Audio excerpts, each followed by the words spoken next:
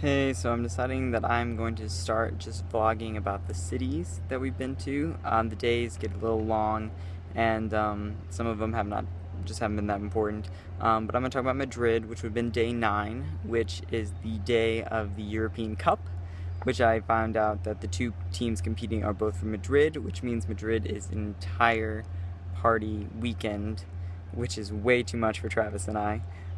We don't know a lot about soccer. We don't follow it too much, but um, a lot of people in Madrid love soccer, which we found out real quickly.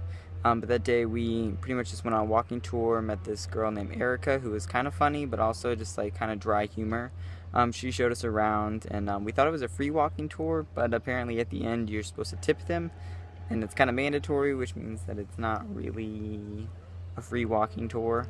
But we gave her a few euros. We just did not know how much that we were supposed to, and we didn't really have a lot on us, so we just kind of gave her a few euros. And then she showed us this cool place to eat.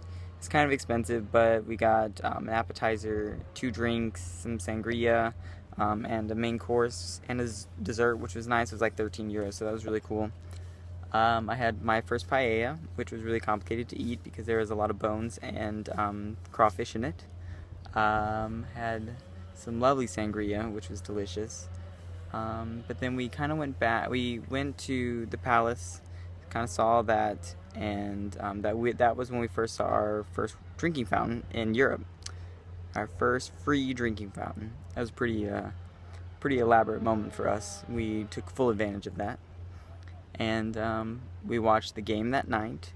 And Madrid, apparently the one who won 9 times was the Real Madrid was the winner, and it was kind of a big deal, and people were pretty excited to have video of how excited they were when they went into overtime. So that was a big deal. And there was 2 party places. There was like one where Real Madrid would party if they won, and then the other team, if they won, they would party there. Pretty much that night Madrid was just going to party. It was going to be extreme party. And there are a few things that happened, and if you're curious of what it is, just let me know. Can't really post too much on the internet about what happened, but I got some stories. But it was a great time. Got to engage with the locals about something that they're really passionate about, and it was just fun to watch. And it was just fun to be a part of, and to be in the city when that happened was pretty awesome. And the city was going crazy. Like, people were yelling, screaming. They were really excited. The next day, it was recovery day. We didn't get out of bed till like 5, 6 o'clock in the evening. Went for lunch, then we got back in bed because we just didn't feel like doing a whole lot. And it was good because we've been traveling a lot and we just wanted to recharge. So that was great. That would have been day 10 in Europe, another recharge day. And then, you're disgusting, go away. And then day 11, we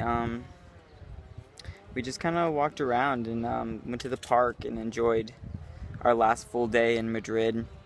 And we got to see Retro Park, which was really cool. And we got some tapas for 5 euros. We just bought a beer and they gave us like 3 giant plates of tapas, which was delicious, and I loved it. We experienced some waffles and ice cream, which was one of the best desserts that I've ever tasted, which sounds really simple, but it was really good. Definitely taking that one back to the States. And we just kind of met a lot of people, especially in our hostel.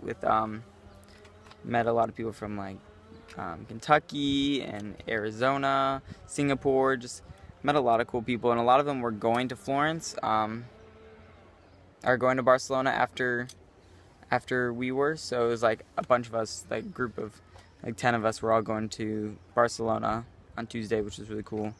But it was a good fun time, relaxing. It was a little hard to navigate. We got lost a few times. Had to ask a lady for directions who didn't speak English, and luckily for her, she understood where we were going, and we just followed her. We didn't say anything because we didn't want to be rude talking English, but we just kind of followed her for a good mile. Speak English. Yeah. So she didn't speak English. We didn't speak Spanish, so we just kind of walked quietly to our destination. Anything else exciting happened in Madrid? Yes. For all you who know me out there, literally the day we go to Madrid and we go to the 7-story club, I find out that the next day, that night, I ripped my pants. Again. It's probably the 10th time in my life that I've ripped my pants. This is first time I've ripped jeans, so I guess that's impressive. But I guess I was dancing a little too hard and I ripped my pants in Madrid. Write it down. Other than that, we just kind of hopped on a train to Barcelona, and we went on our merry way and met our next couch surfer in Barcelona. So that was our exciting Madrid trip.